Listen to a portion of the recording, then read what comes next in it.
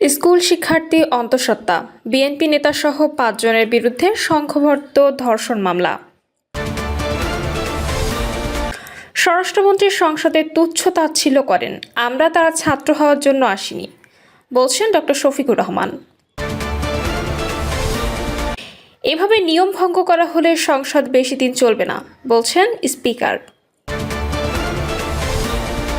রংপুরের 4 মার্ডার, পরীক্ষায় ধর্ষণের কোনো আলামত পাওয়া যায়নি। এবং সর্বশেষ জানাবো, নেপালে প্রাণহানি 289, নিখোঁজ 800 বিদেশি সহ 1500। দর্শক শুনছিলেন সংবাদ শিরোনাম, এবার জানিয়ে দেব বিস্তারিত সংবাদ। তবে তার আগে অনুরোধ থাকবে ভিডিওটিতে একটি লাইক দিন এবং ভিডিও সম্পর্কে আপনাদের গুরুত্বপূর্ণ মতামত কমেন্ট করে জানিয়ে দিন। স্কুল শিক্ষার্থী অন্তঃসত্ত্বা বিএনপি নেতাসহ 5 জনের বিরুদ্ধে সংঘবদ্ধ ধর্ষণ মামলা। নেত্রকোনায় কেন্দুয়ায় 10ম শ্রেণীর এক স্কুল ছাত্রীকে দলবদ্ধ ধর্ষণের ফলে অন্তঃসত্ত্বা করার অভিযোগে মামলা হয়েছে। এ ঘটনায় মামলার দ্বিতীয় আসামি আবু মিয়াকে গ্রেপ্তার করেছে পুলিশ। তবে প্রধান আসামি কেন্দুয়া পৌর বিএনপির সহ যুগ্ম সাধারণ সম্পাদক ও 5 নম্বর ওয়ার্ড বিএনপির সাধারণ সম্পাদক বকুল মিয়া বর্তমানে পলাতক রয়েছেন। মামলার এজাহার ও পরিবার সূত্রে জানা যায়, ভুক্তভোগী শিক্ষার্থী 6ষ্ঠ শ্রেণীতে পড়ার সময় 2022 সালের 20 নভেম্বর বকুল মিয়া তাকে একটি বাড়িতে নিয়ে ধর্ষণ করেন এবং গোপনে ভিডিও ধারণ করেন। পরবর্তীতে ওই ভিডিও সামাজিক যোগাযোগ মাধ্যমে ছড়িয়ে দেওয়ার ভয় দেখিয়ে তাকে বিভিন্ন সময় ব্ল্যাকমেইল ও ধর্ষণ করা হয়।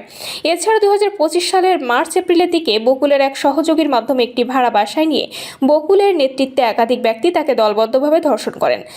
চলতি বছরের জানুয়ারি থেকে জুলাই মাস পর্যন্ত এই নির্যাতন অব্যাহত ছিল। গত 1 আগস্ট একটি ভিডিও ছড়িয়ে পড়ার পর বিষয়টি ভুক্তভোগীর পরিবারের নজরে আসে এবং গত 18 আগস্ট ক্লিনিকে পরীক্ষার মাধ্যমে সে 6 মাসের অন্তঃসত্ত্বা বলে নিশ্চিত হওয়া যায়।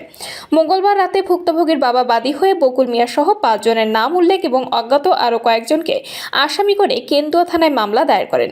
পুলিশ রাতেই অভিযান চালিয়ে মামলার দ্বিতীয় আসামি আবু মিয়াকে গ্রেপ্তার করে আদালতের মাধ্যমে কারাগারে পাঠিয়েছে। কেন্দ্রীয় পৌর বিএনপির সাধারণ সম্পাদক মোয়াজ্জেম হোসেন জানিয়েছেন, বিষয়টি তাদের জানা রয়েছে এবং অভিযুক্ত বকুল মিয়ার বিরুদ্ধে দলীয় সাংগঠনিক ব্যবস্থা নেওয়া হবে। কেন্দুয়া থানার ভারপ্রাপ্ত কর্মকর্তা মোহাম্মদ তরিকুল ইসলাম জানিয়েছেন, প্রধান আসামি সহ অন্য আসামিদের গ্রেপ্তারের জন্য পুলিশি অভিযান অব্যাহত রয়েছে। স্বরাষ্ট্রমন্ত্রী সংসদে তুচ্ছ তাচ্ছিল্য করেন, আমরা তার ছাত্র হওয়ার জন্য আসিনি, বলছেন ডক্টর শফিকুর রহমান। সংসদে স্বরাষ্ট্রমন্ত্রী সালাউদ্দিন আহমেদের তুচ্ছ তাচ্ছিল্য করে কথা বলা এবং নিজেকে শিক্ষক মনে করার মানসিকতার তীব্র সমালোচনা করেছেন বিরোধী দলীয় নেতা ও জামায়াত ইসলামীর আমির ডক্টর শফিকুর রহমান। তিনি বলেছেন, সংসদে তিনি শিক্ষকের ভূমিকা পালন করবেন এমন দুঃসাহস তিনি দেখিয়েছেন, আমরা তার ছাত্র হওয়ার জন্য এখানে আসি নাই। বৃহস্পতিবার ত্রয়োদশ জাতীয় সংসদের তৃতীয় অধিবেশনের প্রথম দিনে বক্তব্য দেওয়ার সময় তিনি এ অভিযোগ করেন। স্পিকার হাফিজউদ্দিন আহমেদ এ অধিবেশনে সভাপতিত্ব করেন। স্বরাষ্ট্রমন্ত্রীর প্রতি সম্মান রেখে ডক্টর শফিকুর রহমান বলেন, তিনি আজ নতুন করে এসব শব্দ উচ্চারণ করেননি, বরং সংসদ অধিবেশন যেদিন থেকে বসা শুরু হয়েছে সেদিন থেকে তিনি সবাইকে তুচ্ছ তাচ্ছিল্য করে কথা বলে আসছেন। তিনি নিজেকে কী মনে করেন তা বোধগম্য নয় বলে মন্তব্য করেন বিরোধী দলীয় নেতা। এভাবে নিয়ম ভঙ্গ করা হলে সংসদ বেশি দিন চলবে না, বলছেন স্পিকার। জাতীয় সংসদের স্পিকার মেজর হাফিজউদ্দিন আহমেদ বলেছেন, তিনি সংসদের ভবিষ্যৎ নিয়ে কিছুটা চিন্তিত। অধিবেশন চলাকালে একে অপরকে কথা বলার ক্ষেত্রে বাধা দেওয়ার যে প্রবণতা দেখা গেছে তার সংসদের জন্য কোনো ভালো লক্ষণ নয় বলে মন্তব্য করেন তিনি। বৃহস্পতিবার বিকেল 3টায় মেজর হাফিজউদ্দিন আহমেদের সভাপতিত্বে ত্রয়োদশ জাতীয় সংসদের তৃতীয় অধিবেশন শুরু হয়। অধিবেশনের শুরুতেই তিনি কথা বলেন। সংসদের শৃঙ্খলা রক্ষার আহ্বান জানিয়ে স্পিকার বলেন, অনেক কষ্টের পর গণতন্ত্র অর্জিত হয়েছে। এই গণতন্ত্র যাতে বহাল থাকে সেজন্য সংসদের প্রতিটি সদস্যের দায়িত্ব রয়েছে। সংসদ সদস্যদের রুলস অফ প্রসিজার বা কার্যপ্রণালী বিধি পড়ার অনুরোধ জানিয়ে তিনি আরও বলেন, স্পিকার যখন প্রতিটি সদস্যকে নিজ আসনে বসার নির্দেশ দেন তখনই সেই নিয়ম ও রীতি যদি ভঙ্গ করা হয় বা না মানা হয় তবে সংসদ বেশি দিন চলবে না। এ সময় তিনি সবাইকে নিয়ম মেনে চলার আহ্বান জানান এবং ধন্যবাদ জ্ঞাপন করেন। রংপুরে 4 মার্ডার, পরীক্ষায় ধর্ষণের কোনো আলামত পাওয়া যায়নি। রংপুরের একই পরিবারের 4 জনকে হত্যার ঘটনায় আদালতে আসামিদের স্বীকারোক্তিমূলক জবানবন্দির পর সামনে আসছে নতুন প্রশ্ন। পুলিশ বলছে, সামনে আসা প্রতিটি নতুন তথ্য ও প্রশ্নই যাচাই করা হচ্ছে। ব্যাংক হিসাব, ডিএনএ ও ডোপ টেস্টের ফলসহ তদন্তের পরবর্তী অগ্রগতি এলে হত্যাকাণ্ডের পেছনের আরও কিছু প্রশ্নের উত্তর মিলতে পারে। ময়নাতদন্ত প্রতিবেদনে 4 জনকে শ্বাসরোধ করে হত্যার প্রমাণ পাওয়া গেছে বলে জানিয়েছে পুলিশ। পরীক্ষায় ধর্ষণের কোনো আলামত পাওয়া যায়নি বলে জানিয়েছে Rangpur metropolitan police commissioner Abdul Mabud. Police commissioner কার্যালয়ে রংপুর জেলা স্কুলের সাবেক শিক্ষক গণপতি চক্রবর্তী সহ তার পরিবারের 4 জন খুনের ঘটনায় সংবাদ সম্মেলনে এই তথ্য জানান তিনি বলেন, ময়নাতদন্ত ও ফরেনসিক তথ্য নিয়ে প্রশ্ন উঠলে পুলিশ জানায় তদন্ত এখনো শেষ হয়নি। নতুন কোনো তথ্য, প্রশ্ন বা সম্ভাব্য সূত্র সামনে এলে সেগুলো তদন্তের আওতায় আনা হবে।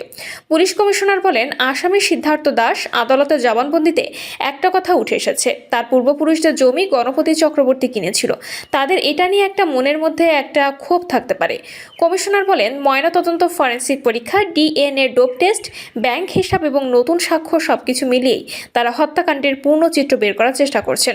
গ্রেপ্তার 2 আসামি সিদ্ধার্থ দাস ও মুগ্ধ দাসের ডোপ টেস্ট এবং ডিএনএ পরীক্ষায় প্রক্রিয়া চলছে। আদালতের অনুমতি এবং সংশ্লিষ্ট কারিগরি প্রক্রিয়া অনুসরণ করে এসব পরীক্ষা করা হবে। নিহত 4 জনের একজন প্রার্থী চক্রবর্তী। আদিত্য নামের একা যুবকের সাথে বিয়ে হওয়ার কথা ছিল। সেই আদিত্য পুলিশের কাছে গুরুত্বপূর্ণ তথ্য দিয়েছেন। পুলিশের ভাষ্য, শুক্রবার থেকে প্রার্থীর ফোন বন্ধ পাওয়ার পর আদিত্য কর বারবার ওই বাড়ির সামনে গিয়েছিল। শুক্রবার ও শনিবার তিনি বাড়ির আশপাশে ঘোরাফেরা করেন এবং প্রতিবেশীদের কাছেও খোঁজ নেন। এ সময় প্রতিবেশীরা জানিয়েছেন পরিবারটি কোথাও চলে গেছে, শুক্রবার থেকে তাদের দেখা যায়নি। এই হত্যাকাণ্ডে গুরুত্বপূর্ণ তথ্য পাওয়ার কথা দাবি করে পুলিশ কমিশনার। তিনি বলেন, এই হত্যাকাণ্ডের সময় চিৎকার শুনেছিলেন এক নারী। তবে হত্যাকাণ্ডের পেছনে শুধু আসামিদের তাৎক্ষণিক বক্তব্যই নয়, অন্য কোনো পুরনো বিরোধ বা ক্ষোভ ছিল কিনা সেটিও খতিয়ে দেখছে পুলিশ বলছে, প্রাথমিক জিজ্ঞাসাবাদে আসামিদের দেওয়া বক্তব্যের চেয়ে আদালতে দেওয়া স্বীকারোক্তিমূলক জবানবন্দিতে হত্যাকাণ্ডের অনেক বিষয় আরও স্পষ্ট হয়েছে। 4 জনকে কেন হত্যা করা হলো, এর পেছনে শুধু ধরা পড়ার ভয়, তাৎক্ষণিক পরিস্থিতি ছিল নাকি পুরনো জমি, টাকা, সামাজিক দূরত্ব বা অন্য কোনো ক্ষোভও কাজ করেছে, সেটিও এখন তদন্তের বড় প্রশ্ন। নেপালে প্রাণহানি 289, নিখোঁজ 800 বিদেশি সহ 1500। নেপালে আকস্মিক বন্যা ও ভূমিধসে মৃত বেড়ে 289 জনে দাঁড়িয়েছে। বিদেশি পর্যটক সহ এখনও নিখোঁজ রয়েছে শত শত মানুষ। নেপাল পুলিশের মুখপাত্র অভি নারায়ণ কাফলের বরাত দিয়ে এ তথ্য জানিয়েছে দ্য কাঠমান্ডু পোস্ট। তিনি জানান, চিতওয়ানে 108, নওয়ালপরাসি ইস্টে 62, দাধিংয়ে 27, গোর্খায় 20, রাসুয়ায় 17, নওয়ালপরাসি ওয়েস্টে 15, নুয়াকোটে 12 এবং তানাহুনে 9 জনের লাশ পাওয়া গেছে। নেপালের জাতীয় দুর্যোগ ঝুঁকি হ্রাস ও ব্যবস্থাপনা কর্তৃপক্ষের সবশেষ প্রতিবেদনে বলা হয়েছে, বাসিন্দা, নিরাপত্তা কর্মী এবং দেশি বিদেশি পর্যটক সহ অন্তত 826 জন এখনও নিখোঁজ রয়েছে। নিখোঁজদের মধ্যে নেপালি সেনাবাহিনীর 44 জন, নেপাল পুলিশের 28 জন এবং সশস্ত্র পুলিশ বাহিনীর 13 সদস্য রয়েছেন। এছাড়া নিখোঁজ পর্যটকদের সংখ্যা 644। তাদের মধ্যে 517 জন বিদেশি নাগরিক এবং 127 জন নেপালি। তবে বার্তা সংস্থা রয়টার্সে জানায়, নেপাল ও চীনের তিব্বতে হিমালয় ঘেঁষা এলাকায় ভয়াবহ বন্যা ও ভূমিধসে প্রায় 1500 জন নিখোঁজ রয়েছে। নিখোঁজদের মধ্যে 28 দেশের অন্তত 800 জন বিদেশি নাগরিক। বন্যার পানির স্রোতে রাসুয়া ও অন্যান্য জেলায় বিস্তীর্ণ এলাকা প্লাবিত হয়ে ত্রিশূলী ও নারায়ণী নদী অববাহিকা দিয়ে নিম্ন অঞ্চলের দিকে ধেয়ে যায়। এতে জনবসতি, সড়ক, সেতু সহ বিভিন্ন অবকাঠামো ব্যাপকভাবে ক্ষতিগ্রস্ত হয়েছে। দুর্যোগ কবলিত এলাকাগুলোতে সরকারি সংস্থা ও নিরাপত্তা বাহিনীর সদস্যরা উদ্ধার, তল্লাশি ও ত্রাণ কার্যক্রম চালিয়ে যাচ্ছেন। একই সঙ্গে নিখোঁজ ব্যক্তিদের বিষয়ে তথ্য সংগ্রহ ও যাচাইয়ের কাজ অব্যাহত রয়েছে। প্রিয় দর্শক, এই ছিল এখনকার সর্বশেষ সংবাদ। আপডেট সব সংবাদ পেতে চ্যানেলটি সাবস্ক্রাইব করে বেল আইকনটি ক্লিক করে রাখুন।